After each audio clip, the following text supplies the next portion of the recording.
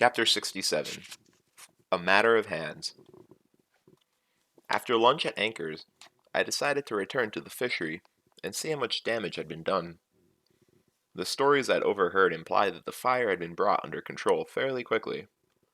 If that was the case, I might even be able to finish work on my blue emitters. If not, I might at least be able to reclaim my missing cloak. Surprisingly, the majority of the fishery made it through the fire without much damage at all, but the northeast quarter of the shop was practically destroyed. There was nothing left but a jumble of broken stone and glass and ash. Bright blurs of copper and silver spread over broken tabletops and portions of the floor where various metals had been melted by the heat of the fire. More unsettling than the wreckage was the fact that the workshop was deserted. I'd never seen the place empty before. I knocked on Kilvin's door, then peered inside. Empty. That made a certain amount of sense. Without Kilvin, there was no one around, no one to organize the cleanup. Finishing the emitters took hours longer than I'd expected. My injuries distracted me, and my bandaged thumb made my hands slightly clumsy. As with most artificing, this job required two skilled hands. Even the minor encumbrance of a bandage was a serious inconvenience. Still, I finished the project without incident, and was just preparing to test the emitters when I heard Kilvin in the hallway cursing in Siaru. I glanced over my shoulder just in time to see him stomp through the doorway toward his office, followed by one of Master Arwill's gillers.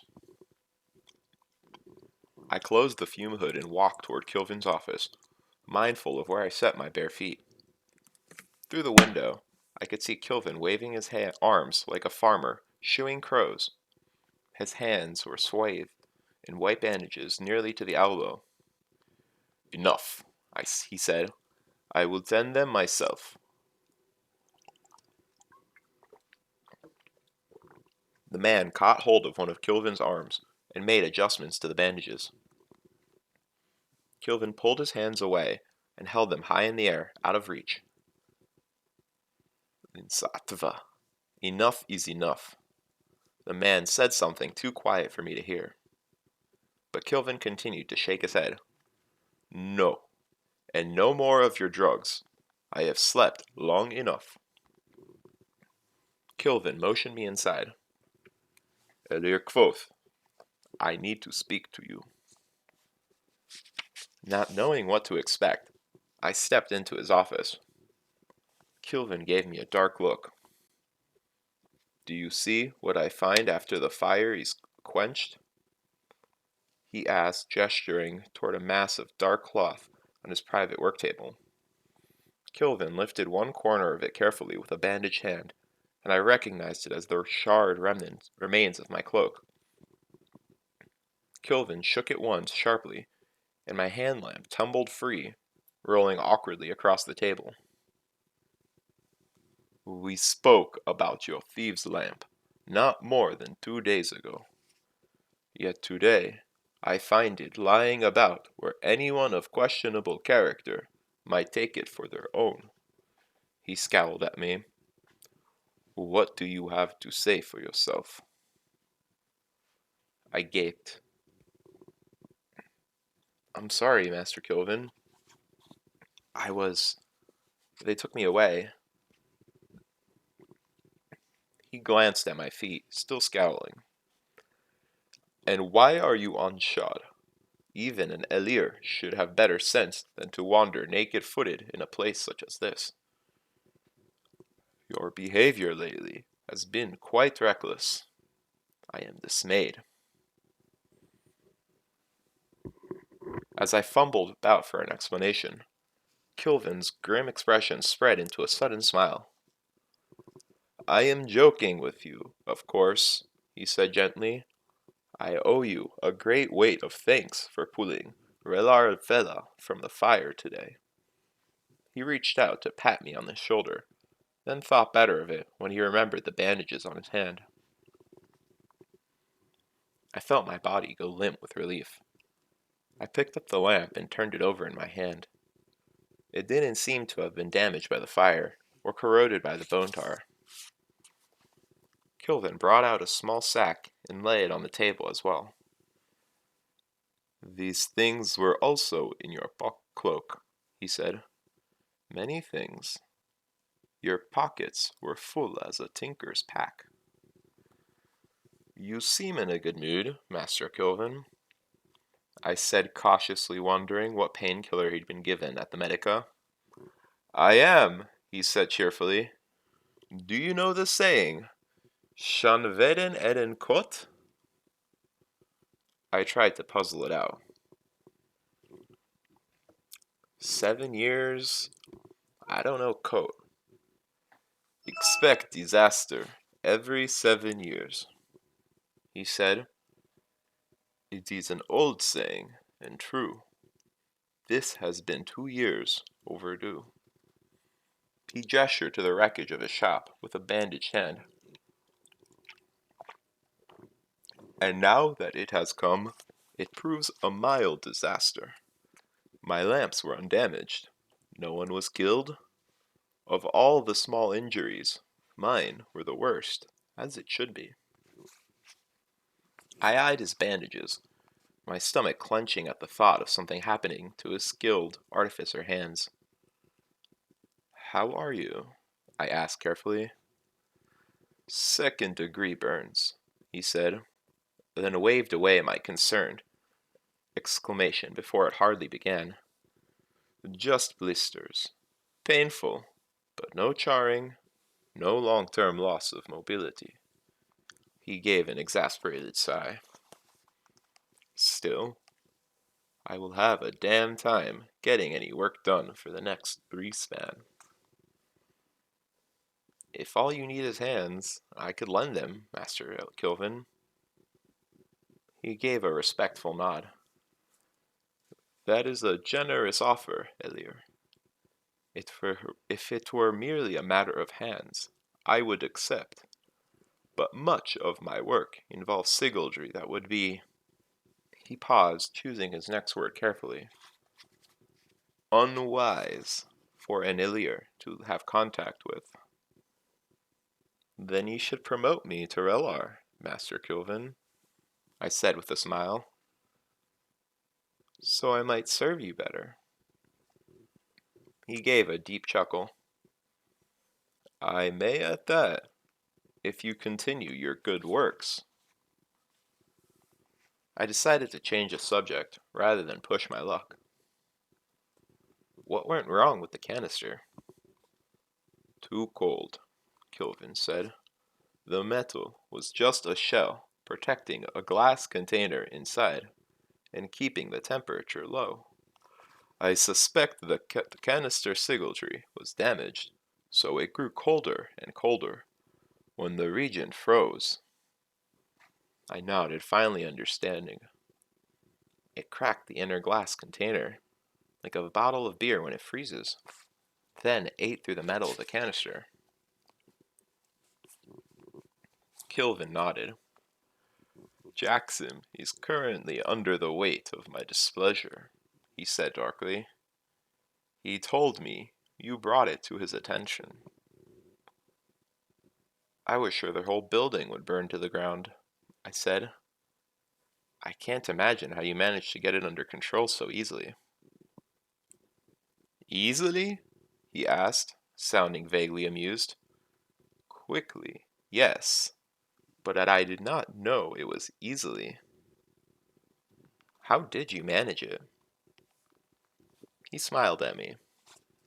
Good question. How do you think?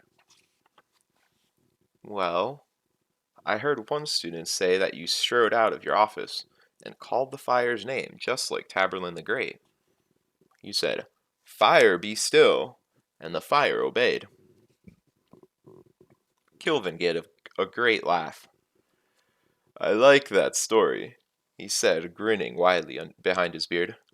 But I have a question for you. How did you make it through the fire? The region produces a most intense flame. How is it you are not burned? I used a drench to wet myself, Master Kilvin. Kilvin looked thoughtful. Jackson saw you leaping through the fire just moments after the region spilled. The drench is quick, but not so quick as that. I'm afraid I broke it, Master Kilvin.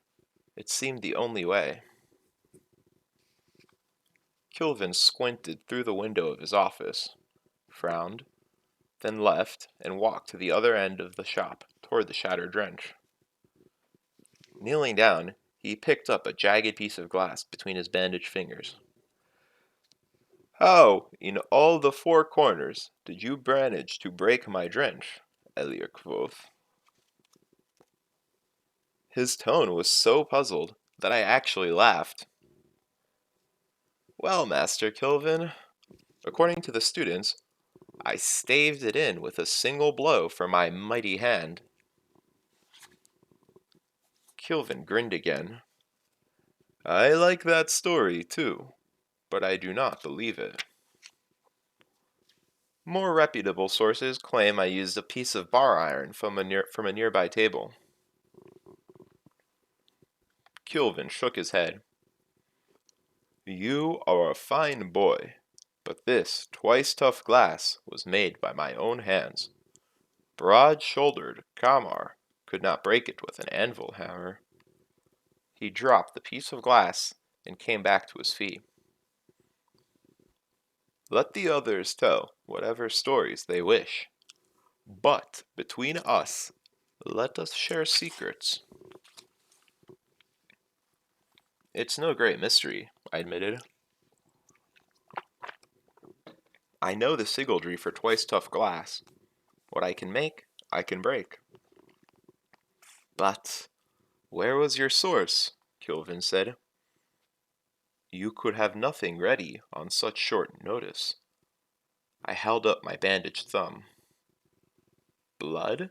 He said, sounding surprised. Using the heat of your blood could be reckless, Elier quoth. What of binder's chills? What if you had gone into hypothermic shock? My options were rather limited, Master Kilvin, I said. Kilvin nodded thoughtfully.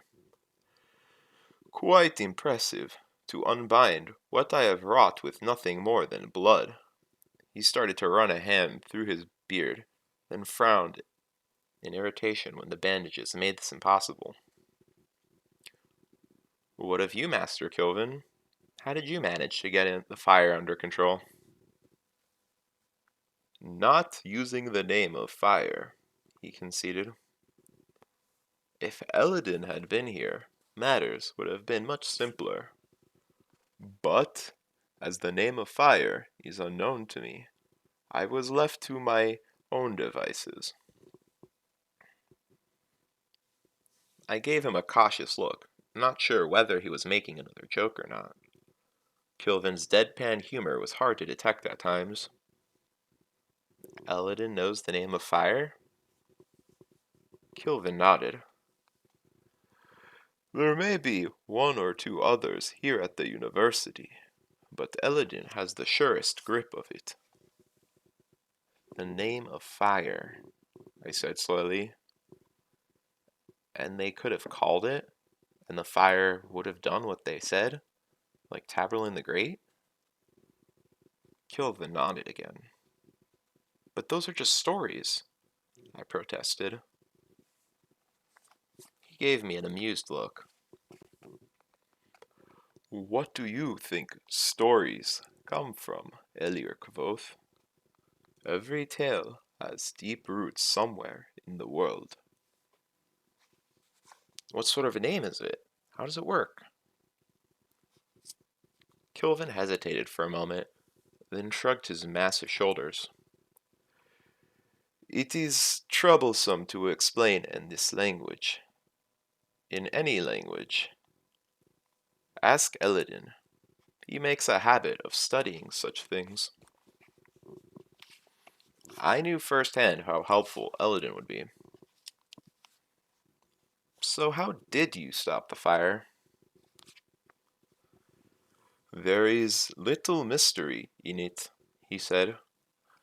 I was prepared for such an accident and had a small vial of the reagent in my office. I used it as a link and drew heat from the spill. The reagent grew too cold to boil, and the remaining fog burned away. The lion's share of the reagent drained down the grates, while Jackson and the others scattered lime and sand to control what was left. You can't be serious, I said. It was a furnace in here. You couldn't have moved that many fathoms of heat. Or where would you have put it? I had an empty heat eater ready for just such an emergency. Fire is the simplest of troubles I have prepared for. I waved his explanation aside. Even so, there's no way. It must have been. I tried to calculate how much heat he would have had to move, but stalled out, not knowing where to begin. I estimate 850 million thoms, Kilvin said. Though we must check the trap for a more accurate number. I was speechless. But how? Quickly, he made a significant gesture with his bandaged hands, but not easily.